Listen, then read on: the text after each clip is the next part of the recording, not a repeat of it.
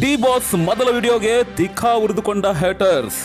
ಜಾಮೀನು ಪಡೆದ ನಂತರ ಡಿ ಬಾಸ್ ಮಾಡಿದ ಮೊದಲ ವಿಡಿಯೋಗೆ ಉರಿದುಕೊಂಡಂತ ಹೇಟರ್ಸ್ ಹೇಳಿದಂತ ಕೊಂಕು ಮಾತೇನು ಗೊತ್ತಾ? ಸುಮಾರು 7-8 ತಿಂಗಳ ನಂತರ ಅಭಿಮಾನಿಗಳಿಗಾಗಿ ವಿಡಿಯೋ ಮಾಡಿ ತಮ್ಮ ಅನಿಸಿಕೆ ಹಂಚಿಕೊಂಡಂತಹ ಡಿ ಬಾಸ್ ದರ್ಶನ್ ಧನ್ಯವಾದ ಹೇಳಿದ್ರು. ಏನೇ ನನ್ನ ಪದ ಯೂಸ್ ಮಾಡಿದ್ರು ಕೂಡ ತುಂಬಾ ಕಮ್ಮಿ, ಯಾಕಂದ್ರೆ ನೀವು ತೋರಿಸಿರೋಷ್ಟು ಪ್ರೀತಿ. ತಮ್ಮ ಆರಾಧ್ಯ ದೈವನ ಮಾತುಗಳನ್ನು ಕೇಳಿ ಹಿರಿ ಹಿರಿಗಿದ ಡಿ ಸೆಲೆಬ್ರಿಟೀಸ್.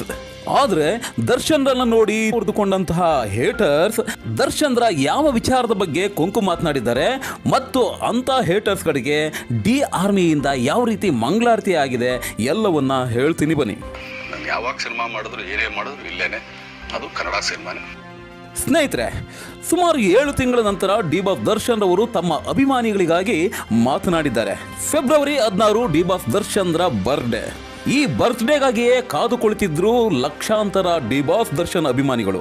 ಆದರೆ ಇಂದು ತಮ್ಮ ವಿಡಿಯೋದಲ್ಲಿ ಡಿ ಬಾಸ್ ದರ್ಶನ್ ರವರು ತಮ್ಮ ಅನಾರೋಗ್ಯದ ಕಾರಣಕ್ಕಾಗಿ ಈ ಬಾರಿಯ ಬರ್ಡೇ ಆಚರಿಸಿಕೊಳ್ಳಲಾಗ್ತಾ ಇಲ್ಲ, ಹಾಗಾಗಿ ದಯವಿಟ್ಟು ನಾನು ಅಭಿಮಾನಿಗಳಲ್ಲಿ ಕ್ಷಮೆ ಕೋರ್ತೀನಿ ಅಂತ ವಿಡಿಯೋದಲ್ಲಿ ಹೇಳ್ಕೊಂಡಿದ್ದಾರೆ. ದಯಮಾಡಿ ಎಲ್ಲ ನನ್ನ ಸೆಲೆಬ್ರಿಟಿಗಳು, ನನ್ನ ಪ್ರೀತಿಯ ಸೆಲೆಬ್ರಿಟಿಗಳು, ಇದೊಂದ್ಸಲಿ ನನಗೆ ಕ್ಷಮೆ ಕೊಟ್ರಿ. ತಮ್ಮ ಅನಾರೋಗ್ಯದ ಕಾರಣದಿಂದಾಗಿ ತುಂಬ ಹೊತ್ತು ನಿಲ್ಲೋಕ್ಕಾಗೋದಿಲ್ಲ. ಕೇವಲ ಅಲ್ಲಿ ಬಂದಂತಹ ನನ್ನ ಅಭಿಮಾನಿಗಳಿಗೆ ಕೈ ಬೀಸಿ ಕಳಿಸೋದು ನನ್ನ ಜಾಯಮಾನ ಅಲ್ಲ. ಪ್ರತಿಯೊಬ್ಬರನ್ನು ನಿಂತು ಕೈ ಕುಲಿಕಿನೇ ನಾನು ಕಳಿಸ್ಬೇಕು. ಅದು ಸಾಧ್ಯವಾಗದೇ ಇರತಕ್ಕಂಥ ಕಾರಣ ಈ ಬರ್ಡೇನ ನಾನು ಆಚರಿಸ್ಕೊಳ್ತಾ ಇಲ್ಲ, ಅಭಿಮಾನಿಗಳಿಗೆ ಸಿಗ್ತಾ ಇಲ್ಲ. ಹಾಗಾಗಿ ದಯವಿಟ್ಟು ಕ್ಷಮಿಸಿ ಅಂತ ಅಭಿಮಾನಿಗಳಲ್ಲಿ ವಿನಮ್ರವಾಗಿ ಕ್ಷಮೆಯನ್ನು ಕೇಳಿದ್ದಾರೆ ಡಿ ಬಾಸ್ ದರ್ಶನ್. ಇದರ ಮಧ್ಯೆ 3 ಜನಕ್ಕೆ ಡಿ ಬಾಸ್ ದರ್ಶನ್ ಅವರು ಈ ವಿಡಿಯೋ ಮೂಲಕ ಧನ್ಯವಾದವನ್ನು ಹೇಳಿದ್ದಾರೆ. ತಮ್ಮ ಕಷ್ಟದ ಸಮಯದಲ್ಲಿ, ಅಂದರೆ ತಾವು ಸೆರೆಮನೆಯಲ್ಲಿದ್ದಾಗಲೂ ಸಹ ಯಾರು ಏನಾರು ಅಂದ್ಕೊಳ್ಳಿ, ನಾವು ಡಿ ಬಾಸ್ ದರ್ಶನ್ ಜೊತೆಗೇ ಇರ್ತೀವಿ ಅಂತ ದರ್ಶನ್ರ ಜೊತೆಗಿದ್ದಂತಹ ನಟ ಧನ್ವೀರ್, ನಟಿಯರಾದ ರಚಿತಾ ರಾಮ್ ಮತ್ತು ರಕ್ಷಿತಾ ಪ್ರೇಮ್, ಈ ಮೂವರಿಗೆ ಡಿ ಬಾಸ್ ದರ್ಶನ್ ಈ ವಿಡಿಯೋ ಮೂಲಕ ಧನ್ಯವಾದಗಳನ್ನು ತಿಳಿಸಿದ್ದಾರೆ. ನಾನು ಒಂದು 3 ಜನಕ್ಕೆ ತುಂಬಾನೇ ಥ್ಯಾಂಕ್ಸ್ ಹೇಳಬೇಕು. ಎಸ್ಪೆಷಲಿ ನಮ್ಮ ಹೀರೋ ಧನ್ವೀರ್ ಅವ್ರಿಗೆ, ಹಾಗೇನೆ ನಮ್ಮ ಬುಲ್ಬುಲ್ ರಚಿತಾರಾಮ್ ಅವ್ರಿಗೂ ತುಂಬಾನೇ ಥ್ಯಾಂಕ್ಸ್. ಹಾಗೇನೆ ನನ್ನ ಪ್ರಾಣ ಸ್ನೇಹಿತೆಯಾದ ರಕ್ಷಿತ್ಗೂ ಥ್ಯಾಂಕ್ಸ್. ತಮ್ಮ ಕಷ್ಟದ ದಿನಗಳಲ್ಲಿ ತಮ್ಮ ಜೊತೆಗಿದ್ದ ಈ ಮೂವರ ಹೆಸರನ್ನ ಡಿ ಬಾಸ್ ಹೇಳಿದ್ದನ್ನೇ ನೆಪವಾಗಿಟ್ಕೊಂಡು ಡಿ ಬಾಸ್ ಅನ್ನ ಸದಾಕಾಲ ದ್ವೇಷಿಸತಕ್ಕಂಥ ಹೇಟರ್ಸ್ಗಳು ದರ್ಶನ್ ವಿರುದ್ಧ ಕೊಂಕು ನುಡಿಯಕ್ಕೆ ಪ್ರಾರಂಭಿಸಿದ್ದಾರೆ. ಅದೇನಂದ್ರೆ, ಅಲ್ಲ ಕೇವಲ ದರ್ಶನ್ ಮೂವರಿಗೆ ಮಾತ್ರ ಧನ್ಯವಾದವನ್ನು ಹೇಳಿದ್ದಾರೆ. ಅಂದರೆ ಧನ್ವೀರ್, ರಚಿತಾರಾಮ್ ಮತ್ತು ರಕ್ಷಿತಾ ಈ ಮೂವರಿಗೆ ಮಾತ್ರ ಧನ್ಯವಾದವನ್ನು ಹೇಳಿದ್ದಾರೆ.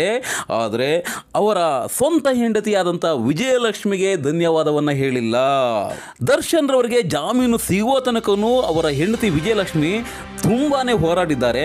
ಅವರನ್ನು ಈ ಸಂದರ್ಭದಲ್ಲಿ ದರ್ಶನ್ ನೆನೆಸ್ಕೋಬೇಕಿತ್ತು, ಹಾಗೆ ಹೀಗೆ ಅಂತ ಸೋಷಿಯಲ್ ಮೀಡಿಯಾಗಳಲ್ಲಿ ಬೊಗಳೋಕೆ ಸ್ಟಾರ್ಟ್ ಮಾಡಿದ್ದಾರೆ. ಆದರೆ ಡಿ ಬಾಸ್ ದರ್ಶನ್ ವಿರುದ್ಧ ಯಾವನ್ನೇ ಆಗಲಿ ಏನಾದರೂ ಮಾತಾಡಿದರೆ ಡಿ ಸೆಲೆಬ್ರಿಟೀಸ್ ಸುಮ್ಮನೆ ಇರ್ತಾರ? ಸರಿಯಾಗಿ ತಿರುಗೇಟು ನೀಡಿದ್ದಾರೆ. ಹೇಗಂದರೆ, ಲೇ ತಿರುಬೋಕಿಗಳ, ದರ್ಶನ್ ಧನ್ಯವಾದ ಹೇಳಿರೋದು ಅವರ ಕುಟುಂಬದ ಹೊರಗಿನ ಜನಗಳಿಗೆ. ಯಾವನ್ ಏನಾದರೂ ಮಾತಾಡಲಿ, ನಾವು ದರ್ಶನ್ ಪರ ಇರ್ತೀವಿ ಅಂತ ನಿಂತ ಆ ಜೀವಗಳಿಗೆ ದರ್ಶನ್ ರವರು ಧನ್ಯವಾದವನ್ನು ನೀಡಿದ್ದಾರೆ. ಹಾಗೇನೆ ಈ ಸಂದರ್ಭದಲ್ಲಿ ದರ್ಶನ್ ರವರ ಇಡೀ ಕುಟುಂಬ ದರ್ಶನ್ ರವರಿಗೆ ಸಾಥ್ ನೀಡಿದೆ. ಅವರ ಪತ್ನಿ ವಿಜಯಲಕ್ಷ್ಮಿ ಇರ್ಬೋದು, ತಮ್ಮ ದಿನಕರ್ ಇರ್ಬೋದು, ಅವರ ಮಗ ವಿನೀಶ್, ಜೊತೆಗೆ ಅವರ ಸೋದರಳಿಯ, ಹೀಗೆ ಅವರ ಕುಟುಂಬದ ಪ್ರತಿಯೊಬ್ಬರೂ ಸಹ ಕಷ್ಟದ ಸಮಯದಲ್ಲಿ ದರ್ಶನ್ ರವರ ಜೊತೆಗಿದ್ದಾರೆ. ತನ್ನದೇ ಕುಟುಂಬದವರಿಗೆ ಬೇರೆಯವರ ಎದುರು ಥ್ಯಾಂಕ್ಸ್ ಹೇಳುವ ಅವಶ್ಯಕತೆಯೂ ಇಲ್ಲ. ಕುಟುಂಬದವರೊಂದಿಗೆ ಖುಷಿಯಾಗಿ ಕಾಲ ಕಳೆದ್ರೆ, ಅವರನ್ನು ಪ್ರೀತಿಯಿಂದ ಅವರ ಜೊತೆಗೆ ಇದ್ದರೆ ಅಷ್ಟೇ ಸಾಕು. ಈಗ ಡಿ ಬಾಸ್ ದರ್ಶನ್ ಸಹ ಅವತ್ತಿಗೆ ವಿಜಯಲಕ್ಷ್ಮಿ ಅವರ ಜೊತೆಗೆ ಖುಷಿಯಾಗಿ ಇರ್ತಾ ಇದ್ದಾರೆ.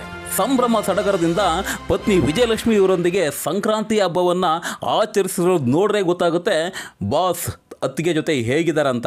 ಅಲ್ಲದೆ ಈ ವಿಷಯವಾಗಿ ಯಾವನು ಸಹ ಏನು ಬೊಗಳ ಅವಶ್ಯಕತೆ ಇಲ್ಲ, ನಿಮ್ಮ ಕೆಲಸನ ನೀವು ನೋಡ್ಕೊಳ್ಳಿ ಅಂತ ಹೇಟರ್ಸ್ಗಳಿಗೆ ತಿರುಗೇಟು ನೀಡಿದ್ದಾರೆ ಡಿ ಸೆಲೆಬ್ರಿಟೀಸ್.